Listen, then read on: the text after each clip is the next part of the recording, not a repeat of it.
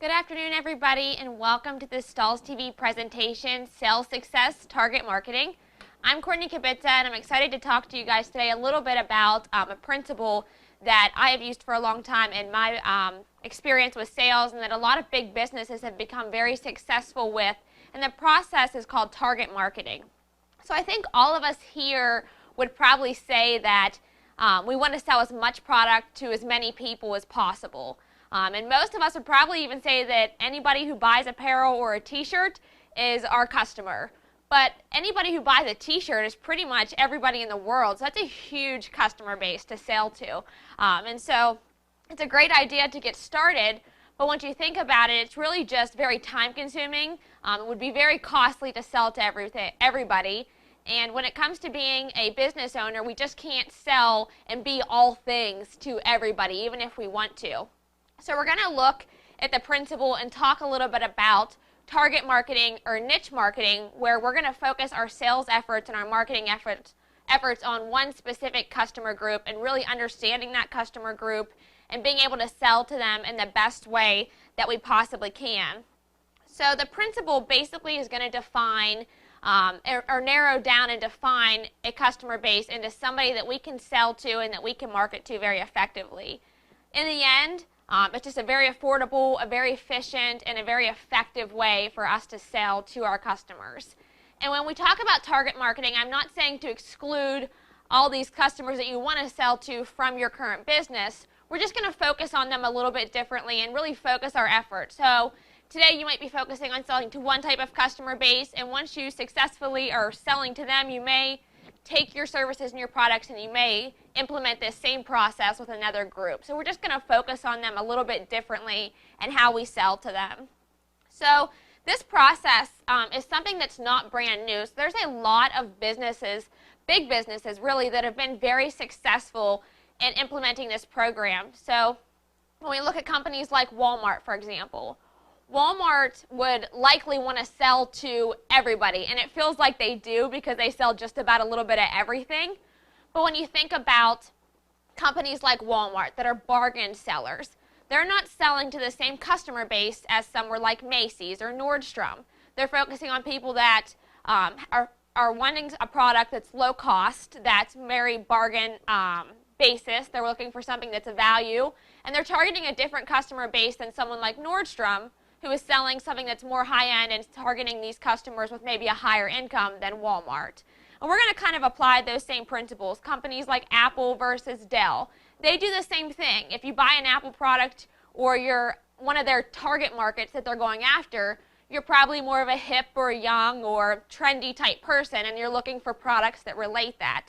That's the kind of principles we're going to talk about for the apparel industry as well, because it all applies when it comes to business.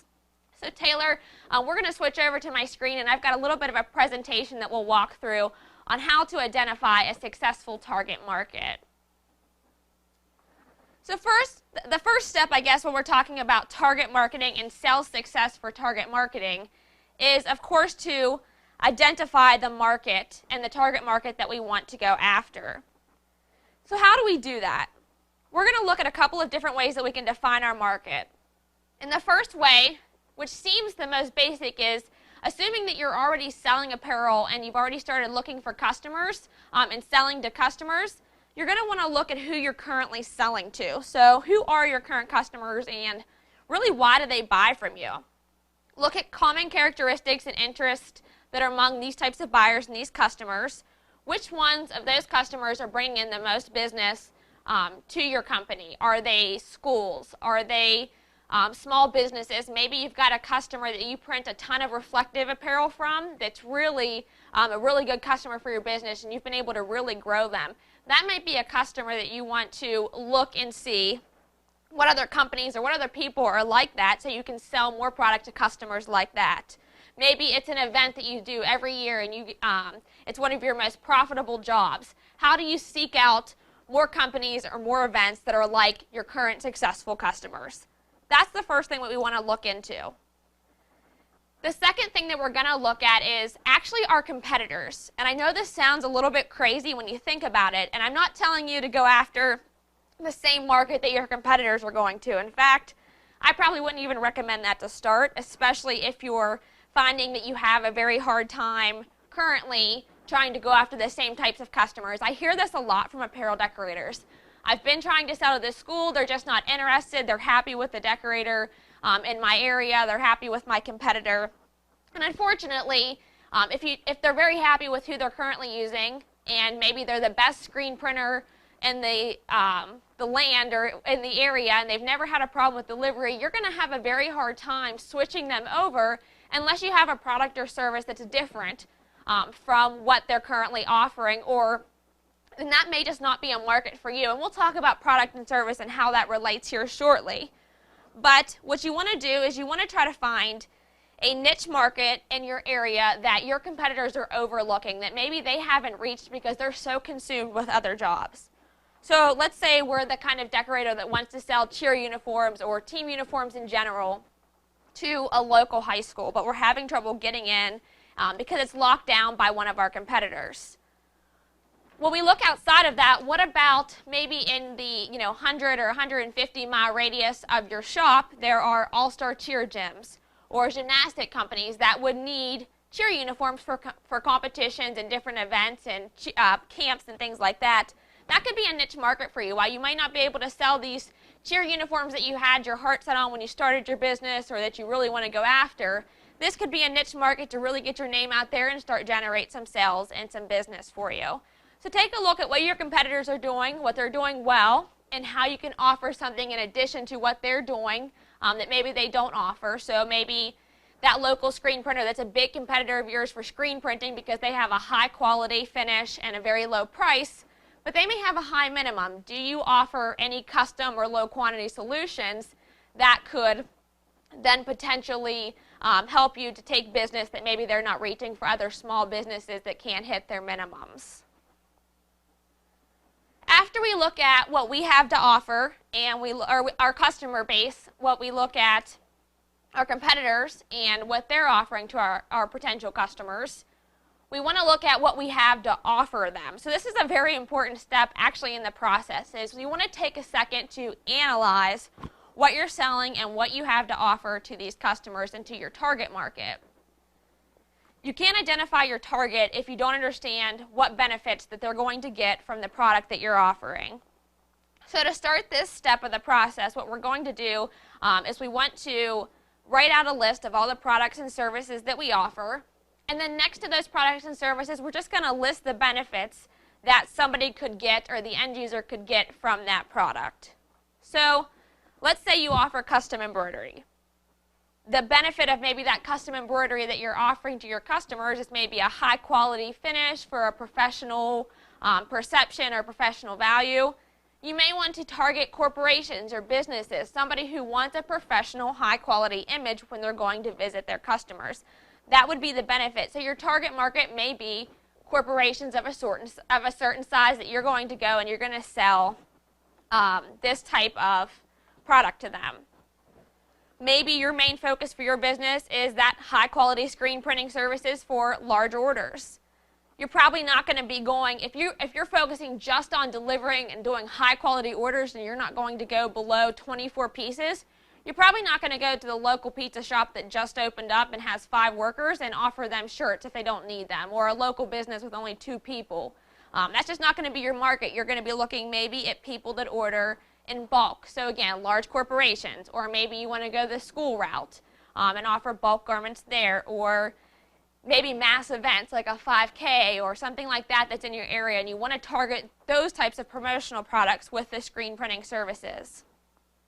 On the other hand, maybe you offer one-offs, digital printing, heat transfers, and that type of real niche customization.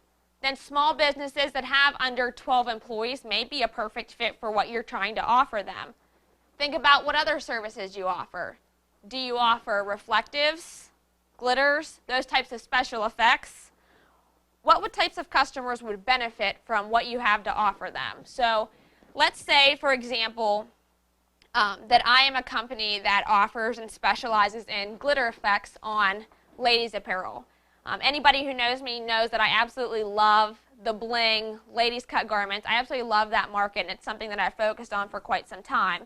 And assuming I'm one of those companies then and my only product offering is just the glitter material and the ladies' garments, and specializing in that. I don't offer embroidery, I don't offer screen printing, I just focus on a heat press that I have and some glitter transfers of some sort, or rhinestone transfers, and this is my niche market.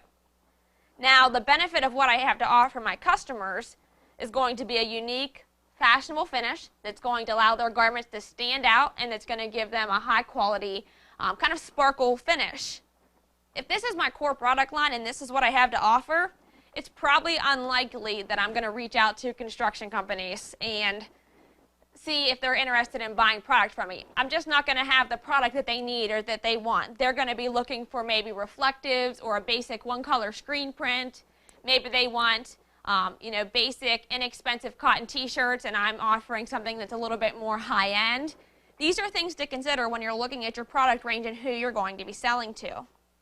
So if I was going to then try to spend all of my marketing dollars and all of my time going after those construction companies, I would have wasted a ton of money and a ton of effort. So it's just not something that for me and for my business makes sense. Now, on the other hand, if I want to target businesses like dance schools, and I'll use this example throughout the entire presentation here, but if I want to target these customers, then obviously they would have a desire and a need for my product, so it would make sense to them for me to start selling products to them and targeting this type of market for my business. So in the end, when it comes to this third step in the process of really identifying what kind of target market you can present products to, you want to think about what you do best and how you can deliver what you do best to your customers and to your target market. And that's something that's very important.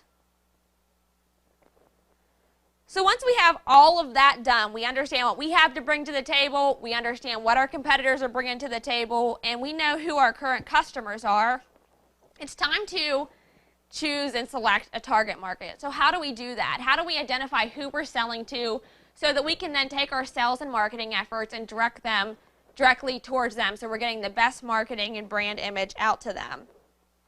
Effectively identifying your targeted customer base is going to be key to determining our marketing message, and also finding customers when we get to that third step. If we don't understand who we're talking to, it's going to make a lot of our marketing efforts or our brand image for our company a little bit difficult to convey. So think about it. Are you selling to individual customers? Maybe custom apparel? Are you selling to schools? Are you selling to businesses? I know already what you guys are probably all thinking. I want to sell to everyone. I want to sell to all of these. But right now, that's not the focus. We're going to focus on each of them individually. And in fact, even just saying individual schools and businesses is not far enough. We're going to narrow that field down even more so we can understand how to invest our marketing and sales dollars towards these customers in this type of target market. To do this, we're going to be looking at two different things to understand our customer base. The first thing we're going to be talking about is the demographics of the customer we're talking to. These are the things that we think about when we think of a customer. What's their age? What's their gender? Where are they located? Are they local to my location? Are they somewhere else? What's their education level? What's their occupation? Let's say, are you selling to men? Are you selling to women, children, different things like that?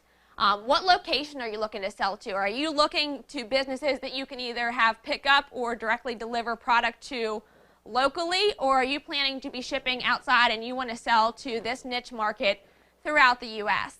These are things to consider when you're narrowing down your target market. Are you selling to a specific occupation? Maybe you sell promotional products. So if you're just getting into promotional products, you may be looking to get into marketing managers in different companies or different occupations like that. And so what they want for their position is going to be different from maybe a different type of customer. So narrowing it down by the demographics, who we're talking to as far as age, gender, those types of things are key for target marketing. The next thing that we tend to skip over when we think about target marketing is psychographics. So when we think about why people buy, what do they value, what's their lifestyle, that's where we talked about Apple a little bit beginning of the class when I said they target a younger generation that may be hip or trendy. they think of those kind of things when they're creating their target market and their customer base.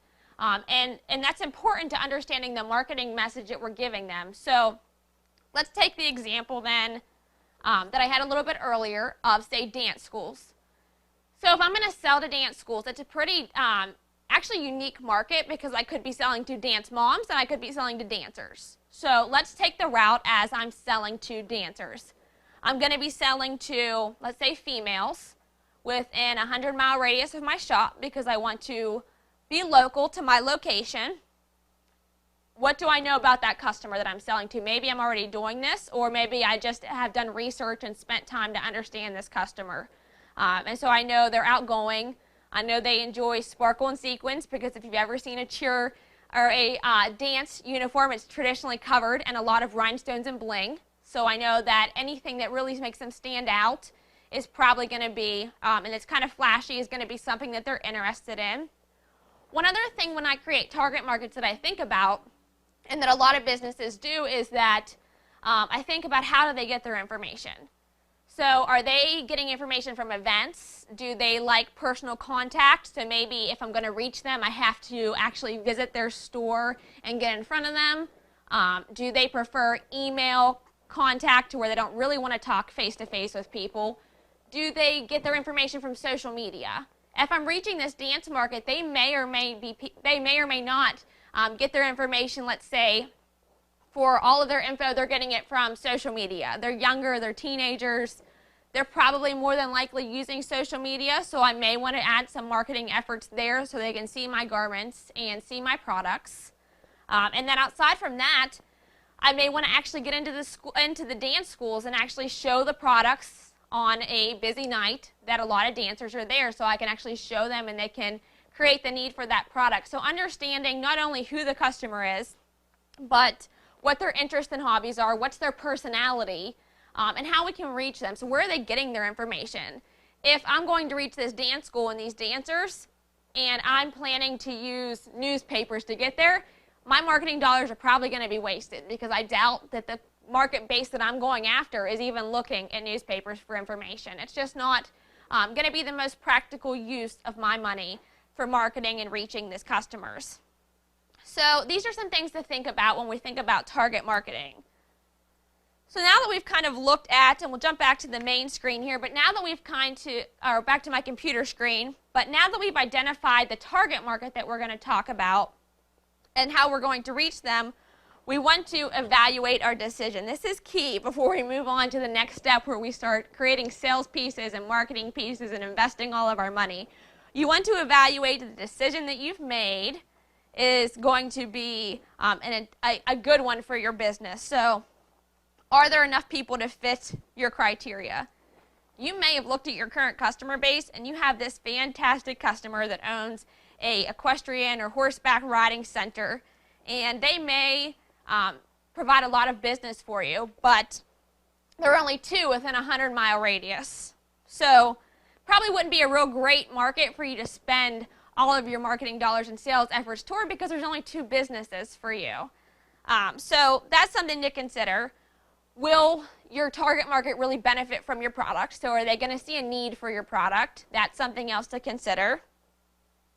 And then, can they afford your product? Do they have the money for it? I may be targeting a very young aged group, which is why I had mentioned the dance schools are interesting because the dancers, maybe the younger generation of the dance schools, I may actually be targeting parents as well. I want a product like, let's say, I always thought that companies like Hasbro or Mattel that sell toy companies have a really interesting target market. They are selling products to appeal to children, but at the other side of it is they need to sell to the parents that have the money because the children, of course, aren't going to have any money to afford their product. So their target market is actually parents of children. So same thing with the dancers. I may actually be targeting the parents of the dancers because they're the ones that can afford my product. So those are things to consider when you're identifying your target market before you build all of your resources. Lastly, are they easily accessible? Just like I mentioned with the newspaper example, can I actually reach them with what I have to offer? So now that we have evaluated our decision, made sure we definitely want to sell to this customer base and it's the best for our business and it's a great target market for us to attack, the next selection is going to be to look at sales and marketing tools and different products we can create for this target market. So I have some examples here on my computer to show for sample sets and things like that. So when it comes to creating sales and marketing tools, we want to create a couple of different tools. The first thing I always look at is sample sets. So sample sets, since we now understand the customers and what they're looking for, it's going to be time for us to prepare these targeted types of samples so we can reach these customers. This way we're prepared to show them exactly what's valuable to them, exactly what we can offer, and when we walk in and either to a meeting and we're meeting with them, showing them a physical sample or through photos, we're going to have exactly what's best for their business or best for that customer based on what they want from our target market research. So this can be done a few different ways. What's really important when we're creating this is that you're focusing the products on what's actually valuable to them. But two ways that decorators can do this is to create a generic sample set.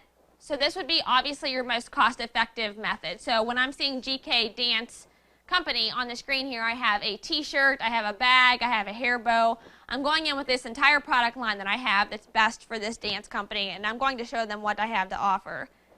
If I'm using a generic sample set like this, I'm probably going to take this entire sample set and carry it with me to all of my prospects or all of my target market and just show them this one sample set and then explain how it can be customized for their business. So if you decide to go this route, of course there are swatches that are available if you use heat transfers from someone like Stahls, or there's ink swatches that are traditionally available, so you can help target a color of the product to the customer and take that with you along with your sample as you're talking about ordering and customizing it to them and what they need.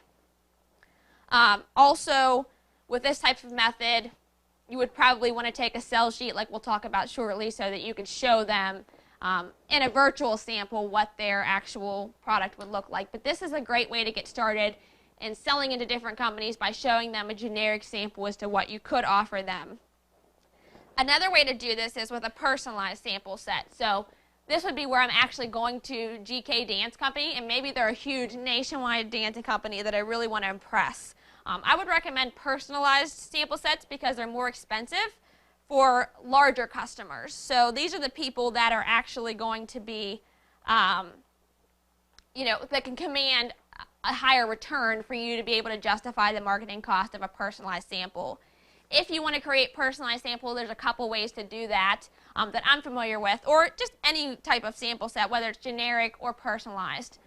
Reach out to apparel vendors and see if they offer any kind of sample program for garments, so where they might allow you to order, 3 or 4 garments as a sample so that you can decorate them or show them to your customers before you actually invest and spend your money. So there may be some opportunity for that if you reach out to apparel vendors. And then I know as far as companies like Stahls, they will offer the swatches as well as 1-yard cuts of material, so you could really create some nice designs that you want to use for your customers.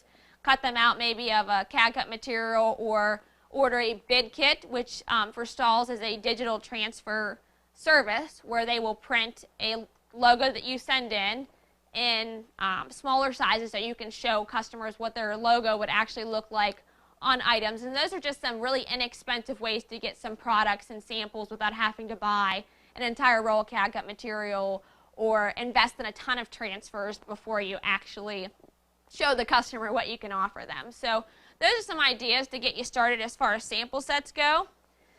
The next thing we're going to talk about aside from sample sets is going to be your sell sheets or your leave behinds, the things that you're leaving with your customers once you leave them from the actual sample set.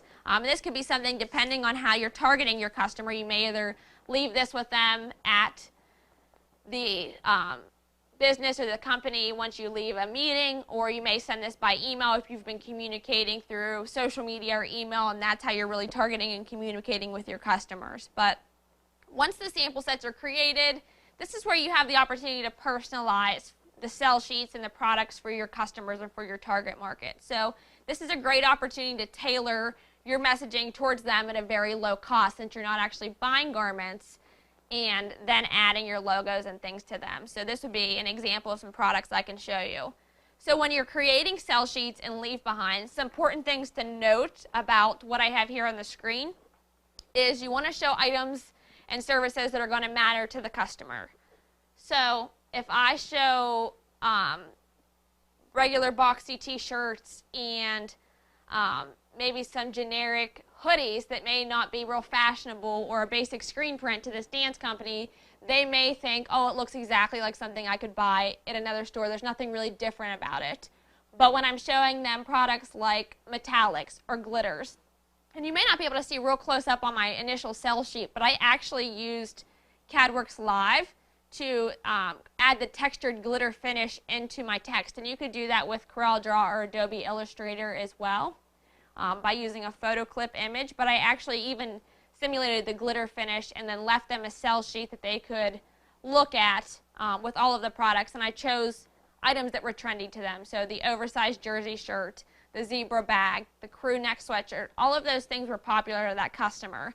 And then, of course, in the back was all my information and ways for them to order and customize the product to their business.